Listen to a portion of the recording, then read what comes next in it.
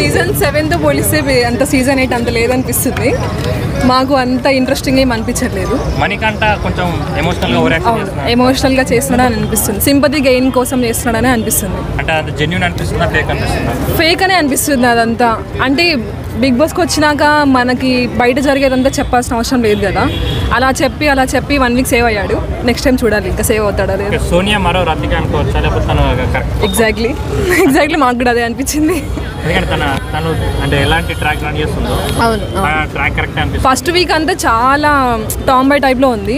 ఇప్పుడు నిఖిల్తో కొంచెం వైండప్ అయ్యి అట్లా చేసేసరికి మాకు అదే అనిపిస్తుంది. విష్ణుప్రియ గేమ్ ఎలా ఉందండి? ఇంకా స్టార్ట్ చేయలేదేమో అనిపిస్తుంది.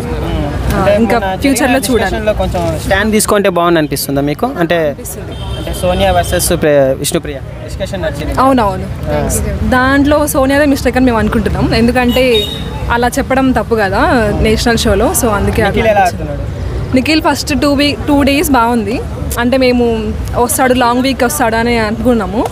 ఇప్పుడు ట్రాక్స్ స్టార్ట్ అవుతుండడం వల్ల నిఖిల్ అంతగా రాడేమో అని మాకు అనిపిస్తుంది. ఈసారి టాప్ 5 ఎవరు అనుకుంటున్నారు మీరు? ఇంకా చెప్పలేమండి, 1 వీకే కదా అయింది. సారీ అండి, నైట్ చూడలేదు నేను. కారణం అంటే ఎక్కువ అంటే లీడ్ చేయాలని అనుకోవడం వల్ల మిగతా వాళ్ళు ఇలా లీడ్ చేయడం వాళ్ళకి నచ్చట్లేదేమో, అందుకే తక్కువ అవుతున్నాడేమో అనిపిస్తుంది. బాగుందండి, కుళ్ళు జోకులు. అవును, బాగానే ఉందండి. వాళ్ళు బయట తెలుసు కదా, అందుకే. ఓకే అండి, థ్యాంక్ యూ అండి. నేను ఇంతకంటే ఏం చెప్పలేను. Thank you.